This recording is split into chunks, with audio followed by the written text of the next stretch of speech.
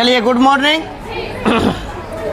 आज आप लोग को उसी द्विघात समीकरण को आगे बढ़ाते हुए आगे बढ़ाना है कि द्विघात समीकरण में हम बता चुके हैं आपको कि समीकरण द्विघात का रूप क्या होता है। कल हम आप लोग को पढ़ाए थे पूर्ण वर्ग विधि। आज हम यह बताएंगे कि मूल जो आप निकालते हैं अल्फ़ा और बीटा, ना, अल्फ़ा और बीटा जो निकालते हैं वह किस द्विघात समीकरण का मूल्य निकलेगा और किसका नहीं निकलेगा। द्विघात समीकरण का मूल उसका ज्ञात होगा, मूल उसका ज्ञात होगा जिसका जो समीकरण अस्तित्व में होगा।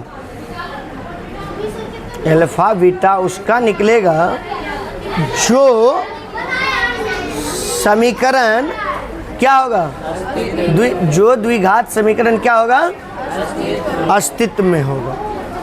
तो ये बात हम कैसे जानेंगे कि सर जी यह अस्तित्व में है या नहीं है। इस बात की तो जानकारी हमको होना चाहिए। ए लड़का, चिकरता कह रहे,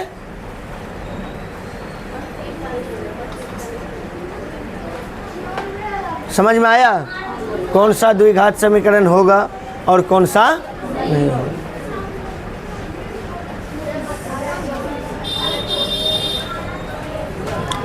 तो हम आपको बताते हैं, बता भी दिए हैं, विवेचक निकालने के लिए बताए हैं आप लोग को, यानी कि डी का मान यदि 0 होता है तो मूल बराबर होता है। डी का मान क्या होता है, 0 होता है तो मूल क्या होता है। ये बात याद रखो, हम बार बार इसको बोलते हैं, याद कर रखा करो। यदि मूल का मान, यदि डी का मान बराबर हो तो मूल क्या होता है, दोनों 0 यदि होता है तो क्या होता है, मूल का मान बराबर होता है। मूल का मान क्या होता है, बराबर होता है। यदि डी का मान 0 होता है तो मूल बराबर होता है। यदि डी का मान 0 से बड़ा होता है तो मूल भिन्न भिन्न होता है। और अस्तित्व में तभी होगा जब डी का मान बराबर 0 होगा या 0 से बड़ा होगा, उसका मूल ज्ञात होगा, उसका मूल ज्ञात होगा। चलिए एक समीकरण लेकर के हम बताते हैं कि कहता है द्विघात समीकरण के मूल ज्ञात कीजिए, उस समीकरण का ज्ञात कीजिए जो कि अस्तित्व में होगा, जो अस्तित्व में होगा। तो हम एक समीकरण लिखते हैं, उसको जांच करते हैं कि यह अस्तित्व में है या नहीं है। माना कि पी एक्स बराबर क्या मानेगा, क्या है, 3x² - 5x + 2 बराबर, यह समीकरण है। और इसको कहता है कि पहले जांच कीजिए कि यह मूल में है या नहीं है। तो इसको मूल निकालते हैं पहले। a बराबर कितना,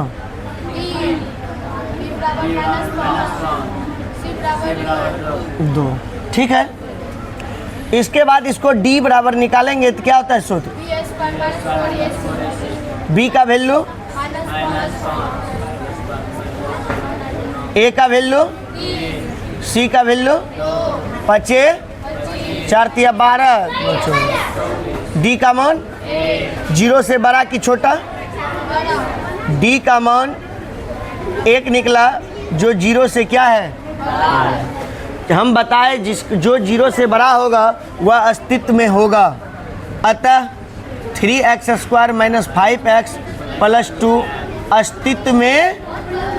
अस्तित्व में है।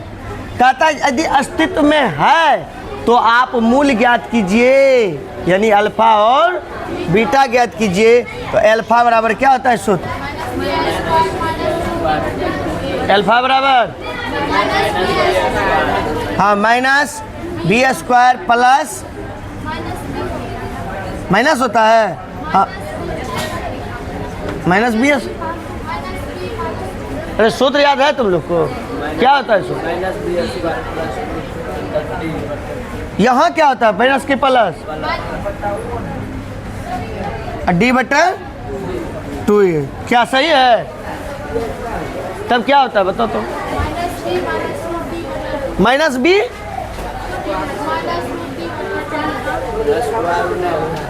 और ऐसे होता है माइनस बी प्लस, ठीक है। अच्छा चलो, माइनस बी का वैल्यू बोलो। तो -5, तो -5 प्लस हो जाएगा। डी का वैल्यू 1/3, क्या हो जाएगा 5 हो जाएगा। 5 + 1 होगा, कितना हो गया 6/, ई कट गया। अल्फा का वैल्यू, बीटा का वैल्यू बताओ।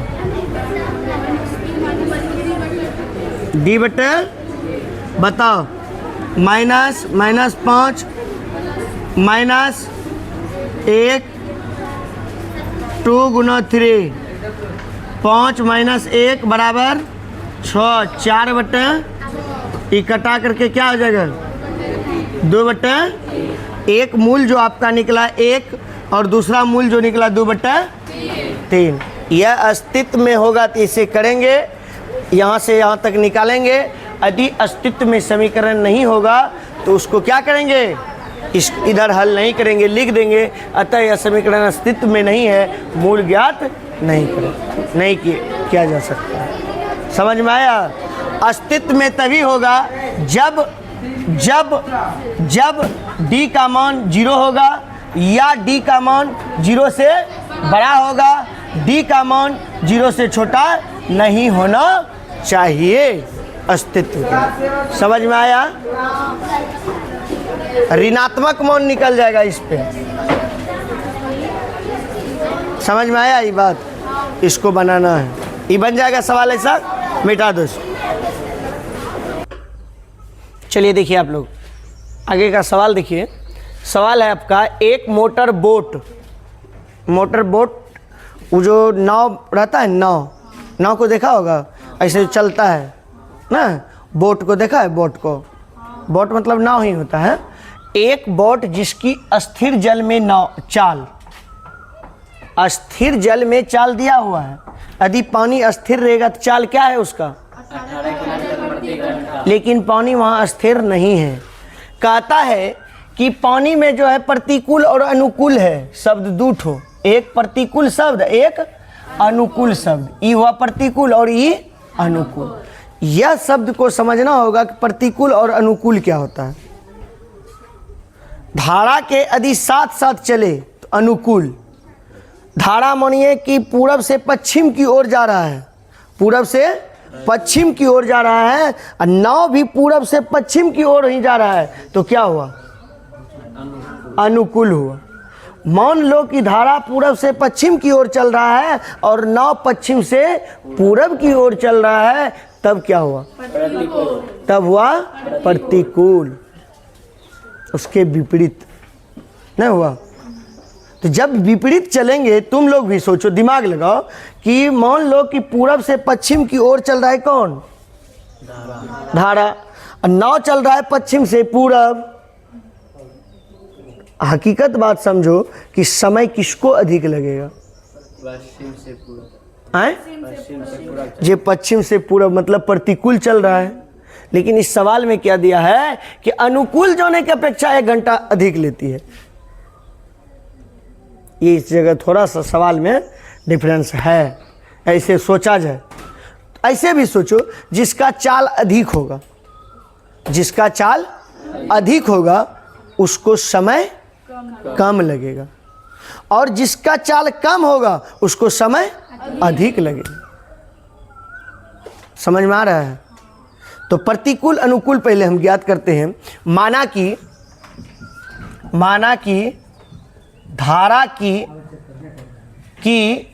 चाल क्या मानेगा, x किलोमीटर प्रति घंटा। वो तक का सीख कथिन।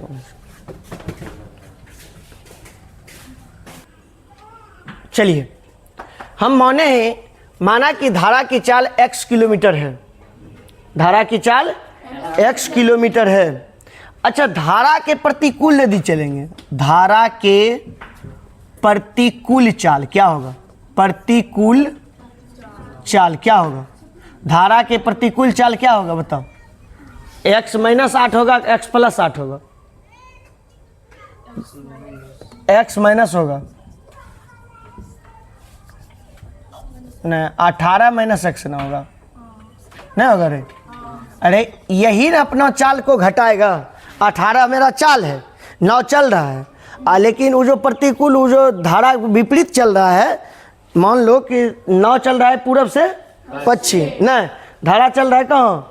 पूरब से पश्चिम, और 9 चल रहा है पश्चिम से। तो ये जो अपना बल है अथी का, किसका?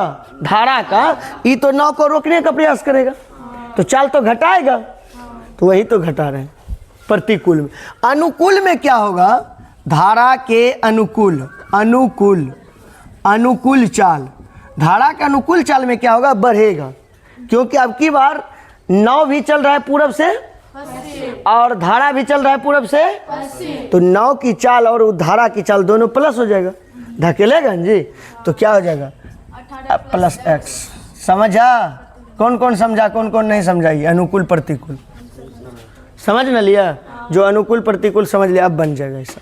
अब कुछ नहीं है, अब 24 किलोमीटर, मान लो पूरब से पश्चिम भी जाता है, 24 किलोमीटर पर दूसरा 9 ठहरने का जगह है, और पश्चिम से पूरब जाता है तो 24 किलोमीटर ठहरने का जगह है। दोनों तरफ से 9 जमता है, दूर तरफ ठहरता है, ई किनारे और दूसरे किनारे होता है ना।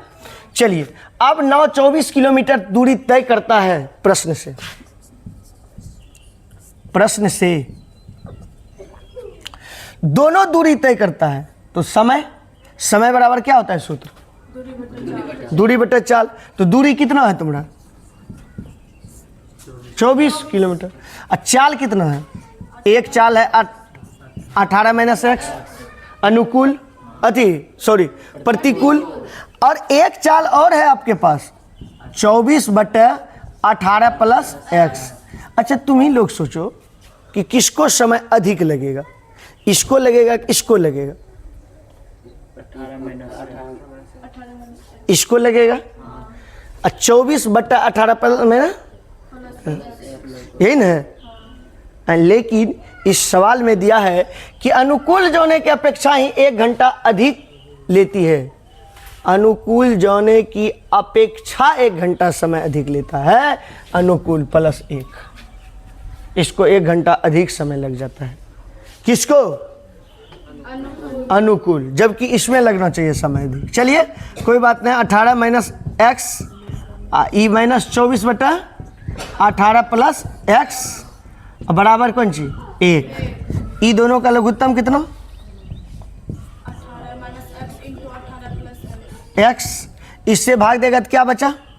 24 हाँ प्लस एक्स, ठीक, माइनस 24 इंटू 18 माइनस एक्स बराबर 1। चलिए हल कीजिए इसको, इसको यदि गुना करते हैं, एक स्टेप यहाँ कर लीजिए।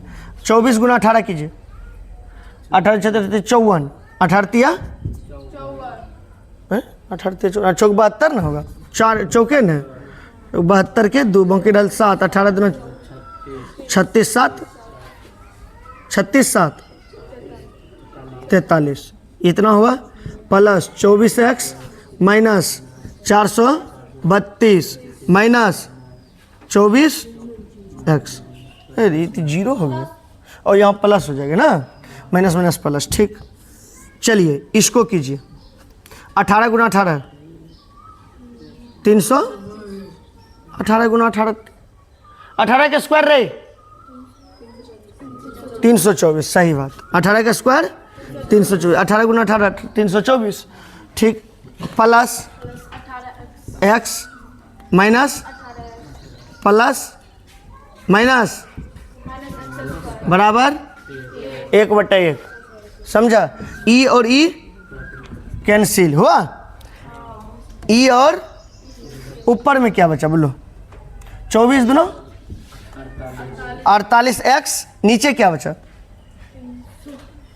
324 माइनस बराबर कैची गुना करेंगे तो क्या हो जाएगा? 324 माइनस एक्स स्क्वायर बराबर 48 माइनस एक्स, इसको माइनस एक्स स्क्वायर इधर लाओ तो 48x प्लस बराबर कौन सी अब माइनस कॉमन ले लेंगे तब, हाँ वाह ममता, 24 बराबर। इसका क्या x का वैल्यू नहीं निकलेगा? आए मध्य पद विभाजन करके भी निकाल लो, किसी तरह x का मान निकाल लो। एक मान यदि अमान्य आ जाएगा थी ऋणात्मक आ जाएगा तो उसको क्या मान लेना है? अमान्य। जो x का मान निकलेगा वही धारा की चाल है। समझ में आया? अब निकाल लेगा कि नहीं निकाल पाएगा? और बता दें, इसको बताने की ज़रूरत है नहीं ना? बस यहाँ तक समझा। यहाँ पर मेन पोर्शन समझना है। यहाँ समीकरण बनाने का नियम हम कुछ नहीं करते। देखो लिखा है यहाँ, कहता है 24 किलोमीटर धारा के प्रतिकूल जाने के वही दूरी अनुकूल जाने की अपेक्षा 1 घंटा अधिक लगता है। दोनों समय निकाल लिए, 24 बटा प्रतिकूल वाला भी और अनुकूल वाला भी। अनुकूल जाने की अपेक्षा 1 घंटा अधिक लगता है तो अनुकूल में जोड़ दिए। अनुकूले जाता है तो उसको समय अधिक लग जाता है, जबकि लगना चाहिए प्रतिकूल को। इसीलिए थोड़ा सा हिसाब में डिफरेंस है। यहाँ ये भी लिख सकता है, हिसाब यदि शुद्ध करेगा तो 1 घंटा कम लगता है, तो कम लगेगा तो किस में? इसमें माइनस हो जाएगा तब ना, कम लगेगा तो इसमें माइनस हो जाएगा। प्लस यदि होगा तो किस में? इसमें। इसको इससे कर देंगे, नहीं होगा, अरे यहाँ माइनस तो इसमें आएगा तो प्लस। ये भी हो सकता है। उल्टा सोचना है, जैसे जैसे बोलेगा उस सोच बढ़ाइए। ठीक बन जाएगा अब। और बताएं